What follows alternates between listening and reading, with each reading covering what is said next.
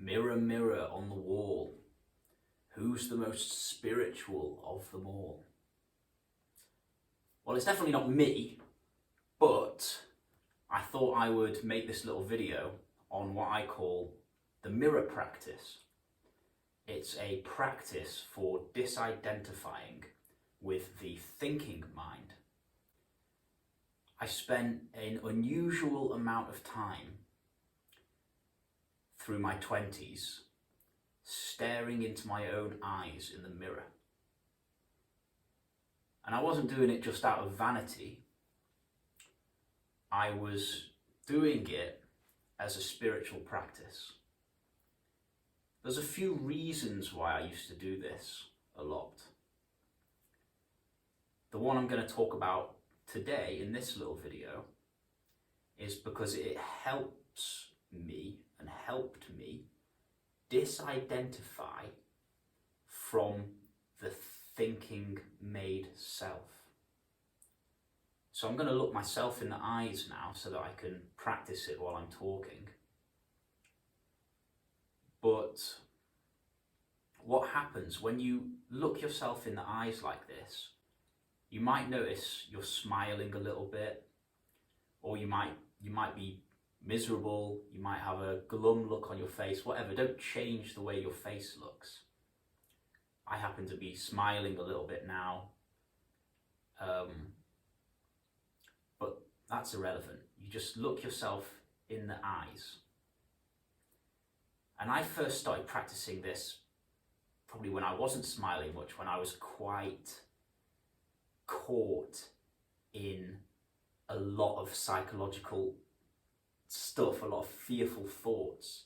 And I would just go and look in the mirror and look myself in the eyes. And because I was looking myself in the eyes, I could see that there was something here, that which is looking out of the eyes, which is completely still. That's what I am. It's the one who's looking. It's what's looking through the eyes.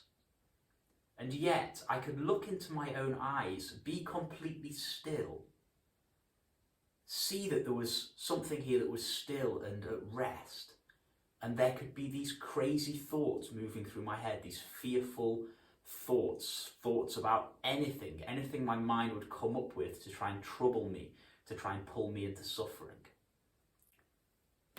And so what I would do, I just look in my eyes, and then I would watch for these thoughts. And as soon as I saw a thought coming through my mind that was saying something that wasn't true, I'd actually start laughing, because I would see that these thoughts moving through my mind were simply moving of their own accord. They're not who and what I am. They're just a movement happening within my mind that I have no control over. And for some reason, looking into the mirror, looking into my eyes, connecting with myself in this way, just allowed me to see those thoughts more clearly, to distance myself from the thinking mind more easily than I would do if I was just sitting in meditation without the mirror. And of course, I practice this mostly in meditation without the mirror. But for a while, I could just look in the mirror for an hour or two, just watching the mind, just seeing that is not what I am. Those thoughts are just moving. And they're not true. They say stuff that just isn't true.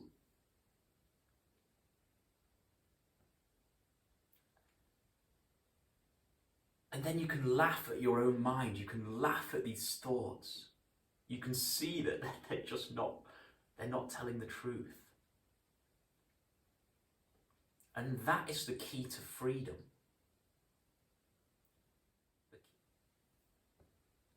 Coming to a place where you no longer are believing these thoughts moving through your head. You don't have to get rid of negative, fearful thoughts. You just have to come to a place where you don't believe them. And the way that you come to a place where you don't believe your thoughts is by coming to see them for what they really are.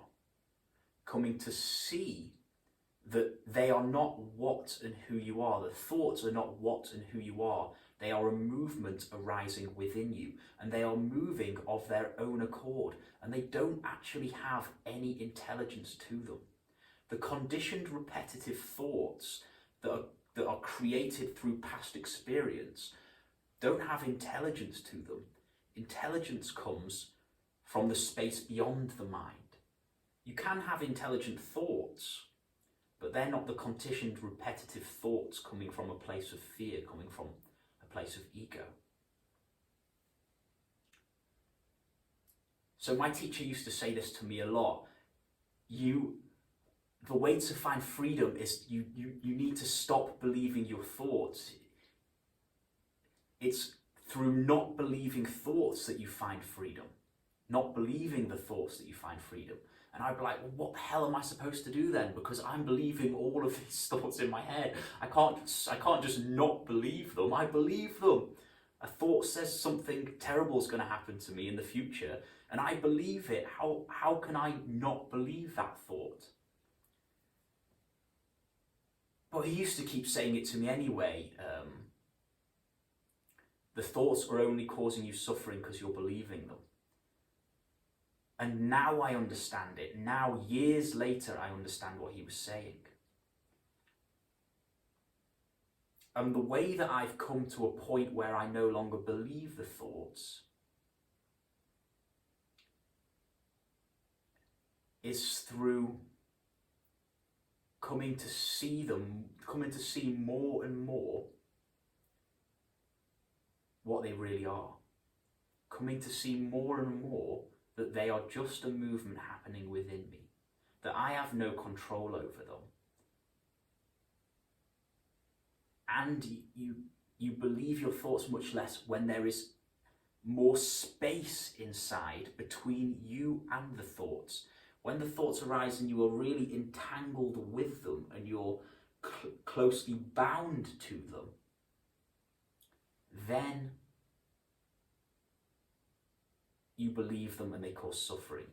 But when you expand your awareness, and the practice I've just shared there, looking yourself in the eyes and watching your mind, witnessing your mind instead of being your mind, witnessing your mind instead of being your mind, then you become the space within which your thoughts are arising. You become the space within which the thinking mind is arising. And when you are that space within which the thoughts are arising, you don't believe them anymore. Or at least you believe them a lot less. They have a lot less power to pull you in. And if they do pull you in to believing them, then quite quickly you find your way out of that again. So I hope that's been helpful. I hope you enjoyed this little mirror setup that I created. I thought it was quite cute. And I hope you enjoyed the back of my head. Yep. Okay, see you on the next video. Thank you, guys. 'Cause I find joy within the ordinary. It's extraordinary.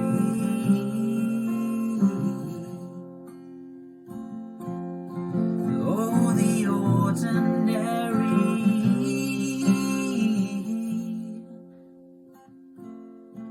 It's extraordinary.